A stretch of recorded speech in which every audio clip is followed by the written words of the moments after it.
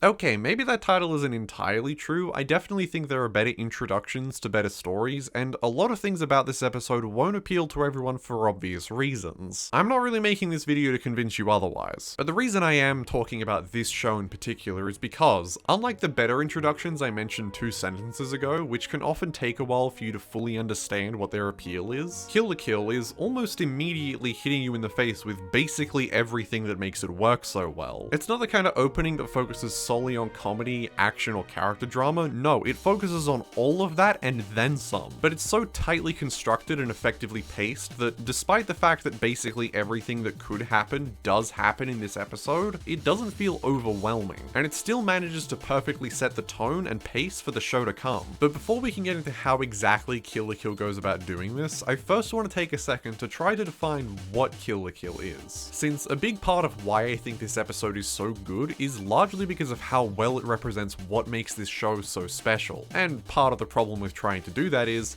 there is a lot happening in Kill la Kill, and that makes it kinda hard to define succinctly what it even is. But in my opinion, there are 3 main things that make Kill la Kill stand out. 3 things that this episode establishes that the rest of the show can build upon. Action, comedy, and themes. Unlike a lot of other battle anime, which are usually defined by their intense, dramatic struggles for life and death where the fate of the world is usually at stake, Kill la Kill sets itself apart by making the stakes as low as possible. Most enemies the heroes encounter are inconsequential to the bigger picture, and the fights themselves usually aren't much more than a handful of punches. Or sword swings, I guess. And because there's so little writing on each fight, this means the writers can build a fight around basically whatever they want, leading to fights that focus a lot more on comedy rather than drama. And that comedy is so densely packed that the show almost never misses an opportunity for a joke of some kind. But it never gets to the point where it feels overbearing, partially because of how the jokes work within the story, which we'll get to in a moment. But I think the fast pace of Kill la Kill also prevents the jokes from becoming obnoxious. Very few jokes overstay their welcome. The writers never try to milk one joke for all it's worth. And the jokes themselves almost never get in the way of the scene because so many of them are purely visual, and are either funny because they're happening in the background or because they're so over the top that it's impossible not to laugh. These 2 things also stand on top of the show's thematic groundwork, being a story about fascism, rebelling against social norms, and probably to a lesser extent, gaining self-confidence and learning to accept yourself. Which, considering what we just talked about, sounds like it would clash horribly with the over-the-top comedy and slapstick action most of the show is built around. But they actually serve to enhance the show's thematic message more than anything, while also using it as a backdrop to give its significant fights compelling enough stakes to stay interesting. We'll talk about that more in a moment, but for now, I think you can see for yourself just how much is going on in this show. And considering that all of these things and more need to be established within the first episode, it probably shouldn't be too surprising to hear that the first thing we see in the show is a lecture about the literal Nazis. And things just keep moving from there. Within this 5-minute prologue, the show starts setting up its themes, introducing the characters, the villains establish their absolute strength, we see the social hierarchy, introduce the power system, and even see some visual motifs that will be reused throughout the show, all of which is happening in the background of this insane anime fight before we finally meet our protagonist and see the show's title card. It's a lot to drop on the audience right out of the gate, to the point where it's difficult to even figure out where we should start talking about it. But for the sake of the video, I want to focus on why the prologue is like this and how its chaotic nature serves to benefit the rest of the show. And since it's the very first thing you see in the show, we may as well start with this lecture. It goes without saying that starting a story about fascism by citing the Nazis as an example is probably the most blatant way to establish your themes, and it's so brutally abrupt that it also kind of serves to establish the slapstick nature of the show's comedy. But I think the main purpose of this opening scene, and really the entire prologue segment, is that it allows the show to front-load basically all of its exposition. And since this information is established right out of the gate, it means the show doesn't need to interrupt its later jokes or fights for the sake of getting it across to the viewer, which does unfortunately mean that the show starts with about 5 minutes of setup before we can get to the show's actual story. But considering how important the show's frantic pace is going forward, I think front-loading the basics like this is a good thing in the long run. Oh, and something I didn't notice until I started recording voiceover for this segment, this also kind of helps enhance the show's later exposition scenes too, since we now have a basic frame of reference for what the characters are talking about, how it relates to the world, and why we, the audience, should care. But the thing I really like about this opening scene is that the exposition itself feels like it was designed to be as efficient as possible. possible. Citing the examples of the Nazis, and later during Satsuki's speech, George Orwell's 1984 and Animal Farm creates an immediate real-world comparison that the audience is likely already familiar with. And now that the comparison is made, the show doesn't need to keep reminding us about what it's trying to say. Right from the start, we understand it's a story about fascism, and these are the fascists. Okay, cool, now let's see them get punched in the face. But this comparison also kinda serves the purpose of world building, since it tells us George Orwell and Nazi Germany existed in this world at some point, letting us fill in the blanks about the world's history, which presumably follows our own, while also creating intrigue regarding how the world got to this point and who could be responsible for causing it to happen. As a reminder, basically everything we've talked about so far gets established in the very first sentence of the show. From here, the prologue transitions into an action scene, meaning that for the most part, each moment isn't as layered as that opening sentence. But the action itself is just as deliberate as you'd probably expect. It isn't just starting on a fight for the sake of getting our attention. It's using the action of the scene to give context to the exposition so we understand why it's important, and it's using the exposition to pace out the action scene so it doesn't become disorientating. But we'll come back to that later once we're talking about how Kill la Kill designs its action scenes. For the purposes of this prologue though, I will use this opportunity to note that Kill la Kill acknowledges that the information it needs to establish isn't that complicated in essence. And since it's aware of this simplicity, it knows not to overcomplicate what it's trying to get across, meaning it's able to convey a lot of important information within this relatively short action scene. We learn about the show's power system, how it works, and how each Goku uniform has its own unique abilities. We also learn the significance of the Goku uniforms, and that they're significant enough that Gamagori jumped off the 3rd floor of the school while trying to reclaim the one that was stolen. The scene also introduces us to the villains, even having them interrupt the lecture about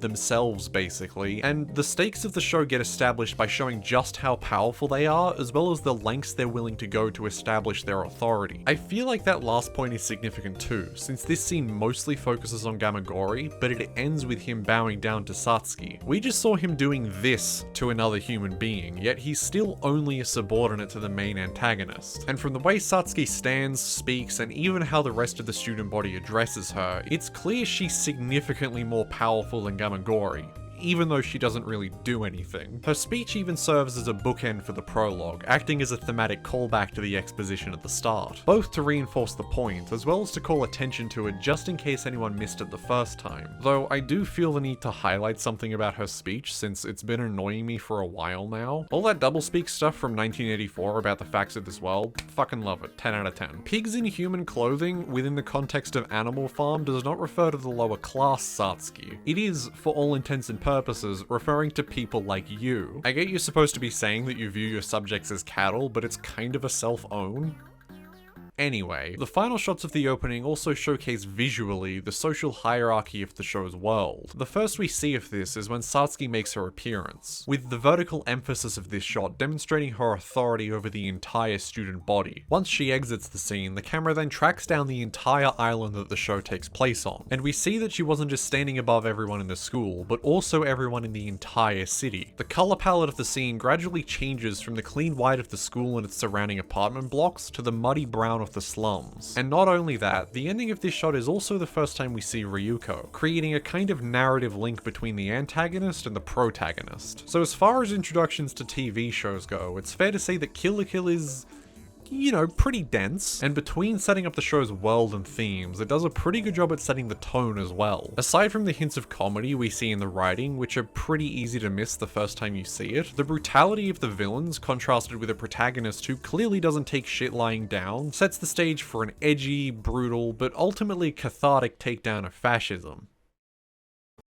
Anyway, this tone is almost immediately subverted by Mako's introduction, which is so spontaneous and borderline surreal that not even Ryuko knows what to make of it. And that tonal whiplash is a perfect representation for how Kill la Kill will be written going forward. Which, looking at this first example, seems like it could only be a bad thing, since it is, kind of, disrupting the established tone for the sake of a singular stupid joke. Something that every movie and TV show from the last 10 years has decided to start doing for some reason, and something I've even complained about in the past. And despite seemingly being set up to have a similar problem, I think Kill la Kill manages to perfectly balance these two opposing tones of drama and comedy without taking away from either of them. And it's for a bunch of reasons. Reason number one, unlike a lot of other stories that randomly slip in jokes during dramatic scenes to stop us from getting dangerously engaged, Kill la Kill does a pretty good job at giving each moment enough room to breathe, which you can kinda see with the joke that introduces Mako. Yeah, it's kinda awkward to go from the intensity of the prologue to the absurdity of this moment, but something I haven't mentioned yet is that there's about a minute of downtime between the two. So you have the dramatic hook of the prologue before the show slows things down as we move into the actual story of the episode. We see Ryuko exploring the slums, getting robbed by and confronting the local kids. We see that she's familiar with these kinds of encounters, but that she also has a softer side, and now we have the comedic scene with Mako. And because we had the downtime to build the world and the characters while being removed from the intensity of the prologue, it makes the transition into the show's comedy feel a lot more natural. And you can see the rest of the show striking a similar balance as well, though maybe not as elegantly, since they don't always use the same amount of downtime as that first example. And the purpose of switching between the two extremes like this is still to catch the audience off guard. So instead of randomly slipping comedic beats into dramatic scenes and vice versa, a lot of scenes will generally have a minute or two of drama, followed by a minute or two of comedy, giving each enough room to breathe so that it doesn't feel out of place, while also letting us adjust to each for just long enough so that the next tonal shift still catches us by surprise. The show is also aware that this constant shifting of tone could end up feeling disorientating if it goes on for long enough, and it knows when to slow things down. In the first half of the episode, when it's still establishing the characters and their motivations, the show switches between drama and comedy every 2 minutes, as I just explained. But after Ryuko loses her first encounter with Satsuki and we come back from the ad break, we have one long dramatic sequence where all the villains are properly introduced and they give some exposition. Then we cut to Ryuko and learn a little more about her motivation before she discovers Senketsu. Then we have a long comedic scene with Mako's hostage situation and Ryuko's opening fight, before briefly switching back to being dramatic once Ryuko wins the fight and we move out of the episode. And having the tonal shifts of the back half of the episode being a lot more spaced out makes each moment feel more substantial, and in contrast to the faster tonal shifts of the first half of the episode, makes them feel more impactful. But let's go back to that opening joke with Mako for a second, because another reason I think it works so well is that it not only serves as a bizarre tonal shift, but also as a tonal reset of sorts, bringing things back down to earth after the slightly edgy prologue and preventing the story from getting bogged down in its own seriousness, which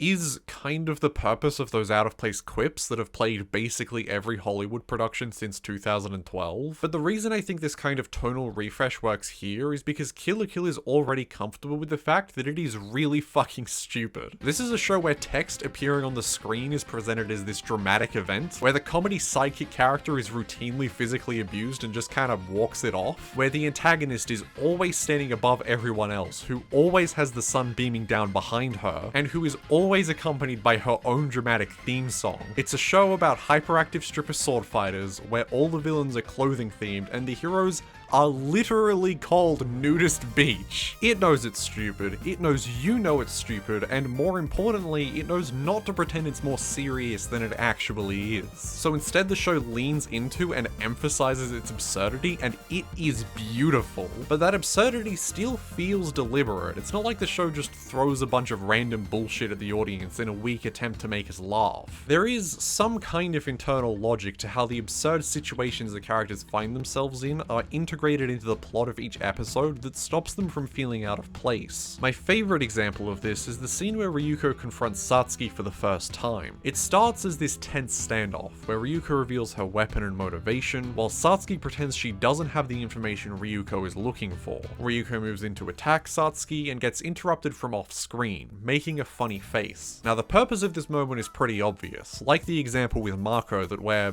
still tangentially talking about, this moment exists to reset the tone and bring things back down to earth, just like a lot of examples of out-of-place quippy dialogue I was complaining about before. But the reason I think this moment works in comparison to a lot of those examples is that in those cases, I feel like this would be where the joke ends. Ryuko gets interrupted from off screen, making a funny face. The rest of the scene continues as normal, while this literal punchline gets quietly ignored. Which, like, what is even the point of that? Whereas in Kill la Kill, this joke actually has some kind of significance within the story of the episode. The guy who attacked Ryuko from off screen, he's the antagonist of the episode. This is how he gets introduced. The scene exists to set up a kind of rivalry between him and Ryuko, taunting her as she loses her first real fight, so that it can call back to this moment at the end of the episode once Ryuko has leveled the playing field. And as absurd as that introduction is, it manages to feel somewhat natural because none of the characters call attention to it. There isn't a moment where someone says, "Whoa, that was a bit weird, wasn't it?" Everyone plays it as seriously as possible, letting the scene flow uninterrupted, which also somehow makes the moment feel even funnier. But the main reason I think the show's comedy works as well as it does is how the comedy interacts with the show's themes, specifically in how Mako serves to contrast the rest of the cast and the place she has in the world. Now, I'm not about to make the argument that Mako is some super deep character, since she's fairly standard as far as comic relief goes, but the purpose she has within this story might make her the most interesting member of the cast. Because while the heroes work to fight against the villains through violence and subterfuge, Mako ends up fighting the villains through just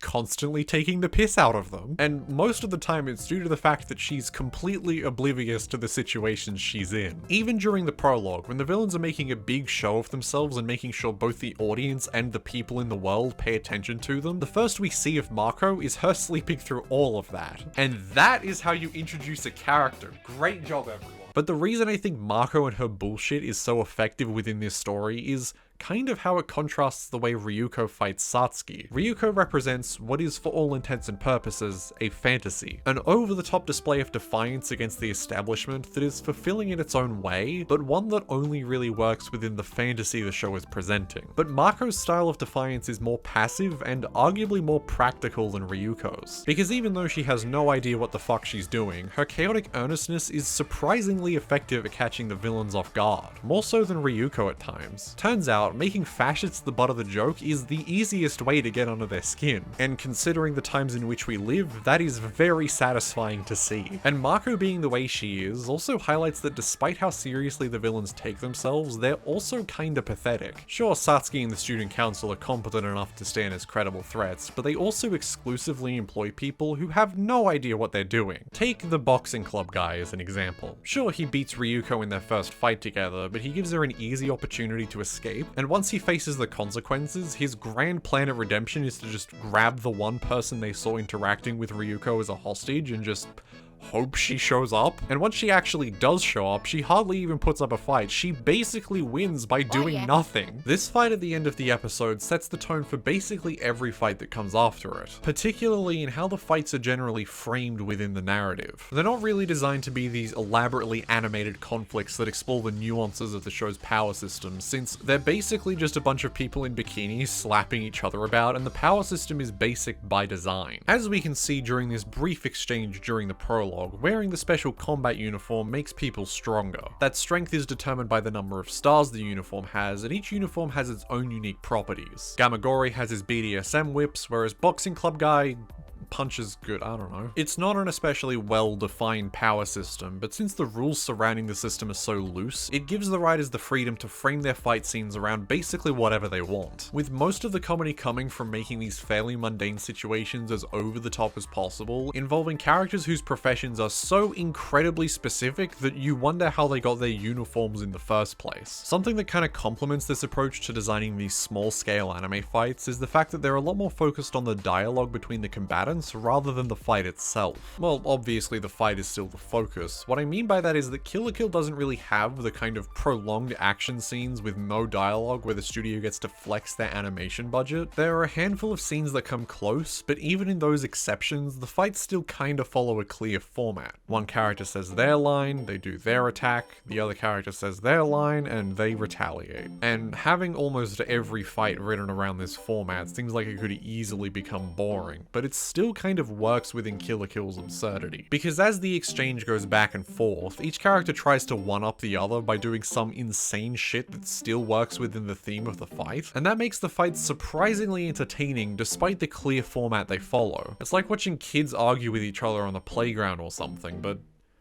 Hey, wait a second, that's literally how the episode starts. This format of writing fights also kind of serves to space out the intense moments of each fight by giving them an accompanying moment of pause, meaning the fights can go all out by being as crazy as they want, while still giving everything that happens enough room to breathe to stay coherent. Probably the best example of this can be seen during the prologue. It's one of the most intense action scenes in the show, and having it take place in a scene that's supposed to be establishing our understanding of the world sounds like a horrifically bad decision. But it still manages to work because each moment of intensity is followed by a static shot more focused on dialogue, giving the intense moments room to breathe and giving our brains time to catch up. This pacing trick also lets them sneak exposition into the fight scene, letting the writers keep the audience in the loop while maintaining the momentum of the fight scene and even having the exposition take place in a relevant scene. The longest gap in this fight is when Gamagori is explaining Goku uniforms. It's roughly at the midway point of the fight, coming after two almost back-to-back very fast-moving shots, and the scene uses this moment to slow things down slightly by explaining how the power system works. But you may not notice that they're slowing the pacing down or even that they're delivering exposition because they're showcasing how the uniforms work within the context of an action scene. They're starting the show with a cool looking action scene, but they're spacing out the action with brief moments of exposition, but they're also disguising the exposition as action so as to not break the flow of the scene, and that is such an insane balancing act to pull off that I can't believe it works as well as it does here. But probably my favorite thing about the action, and something that kind of juxtaposes the amateurish playground squabbles the fights are modeled after, is that the art direction actually makes sense for a show like this. Now, I'm neither an artist nor an animator, and it wouldn't surprise me if most people are already aware of what I'm about to talk about, but I mean,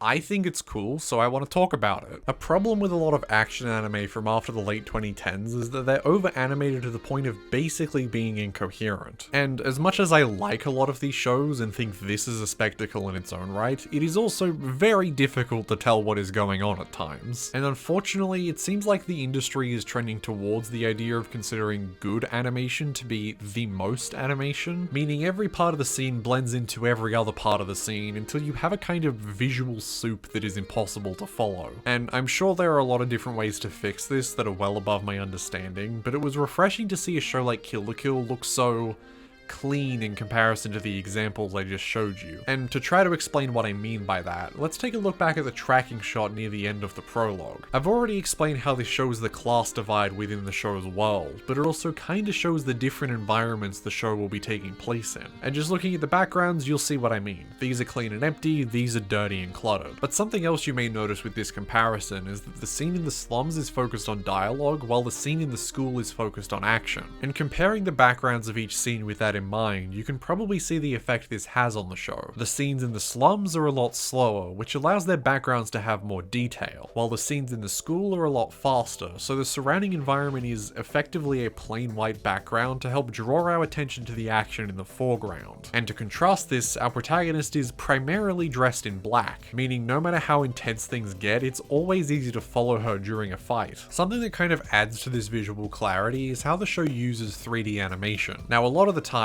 Kill la Kill uses 3D to emphasize scale, whether it be the scale of the environment or the scale of an enemy's attack. But it also uses 3D in more subtle ways. Well, I don't really know if this shot's very subtle, but it's a good example of what I'm talking about. Because 3D models will have consistent proportions if you look at them from any angle, unless you're going out of your way to achieve a certain look, it lets the animators move the camera basically however they want, while still making the action easy to follow. And kind of an extension to that, it also lets them capture a scene from multiple angles, all in a single shot. Like with this scene in the hallway from early in the prologue, for example. Even though this scene contains a lot of fast movement between three very differently framed angles, the scene itself isn't disorientating because it's able to capture all of these things in one long take. In fact, you probably wouldn't even notice how different each angle is on your first viewing because of how seamlessly everything comes together. It's an insignificant thing from a mostly insignificant scene, but I feel like it really goes to show just how much thought went into making the show as easy to watch as it is, despite how chaotic it can get. And the fights themselves kind of serve a similar purpose within the story of each episode, since they occupy this weird middle ground between being written for comedy while being contextualized as dramatic anime fights. They're able to bridge the gap between the two emotional extremes, making the changes between them feel surprisingly natural. And my favorite example of this is, fittingly, seen at the very end of the episode. The fight against the boxing club guy follows everything we've talked about so far regarding action, escalating in absurdity right up until Ryuko lands the final blow, where all of the momentum the scene has had up until now suddenly stops, as Satsuki, from atop her throne, is hit by an almost insignificant splatter of blood. And coinciding with this sudden shift in tone, they return to their discussion from earlier in the episode, at which point Ryuko reinforces her motivations and demands to know who killed her father.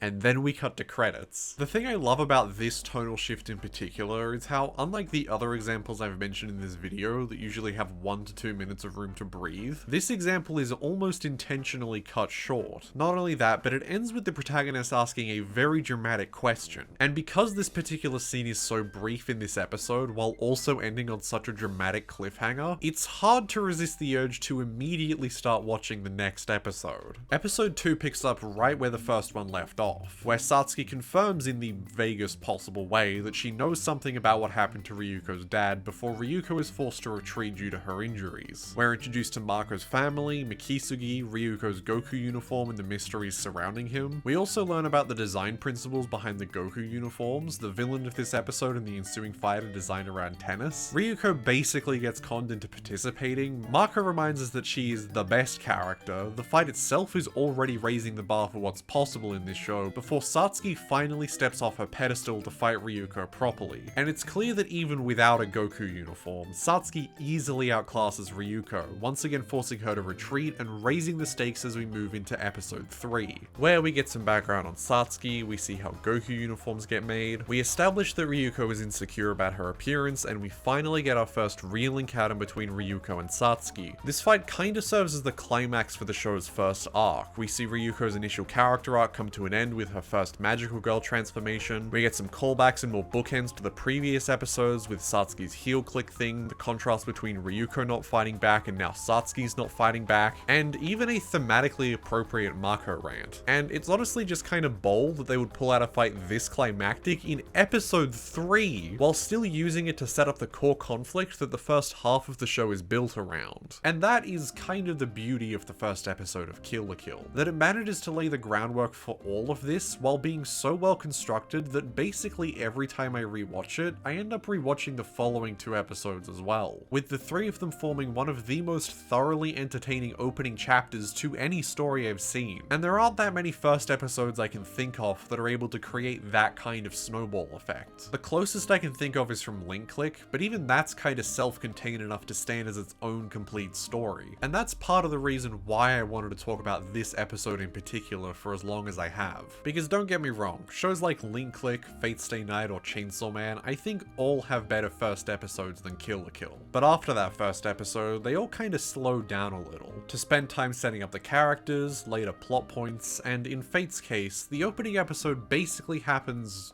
twice. And for those shows, I think that works. It gives those stories the room to go places you wouldn't expect them to. In fact, taken as a whole, I think they're all better stories than Kill la Kill. But that lost momentum means that a lot of the time, I'll watch that first self-contained prologue episode for these shows on a whim. I'll still find them super compelling, but I typically won't watch any further unless I know I have time to. So the fact Kill la Kill is able to keep me that invested from the word go, and still hold my attention long after I should have gotten up to do something else, I think is a testament to just how well crafted this first episode of the show actually is. Though considering how long this video has taken me to write, I probably should have gotten up to do something else.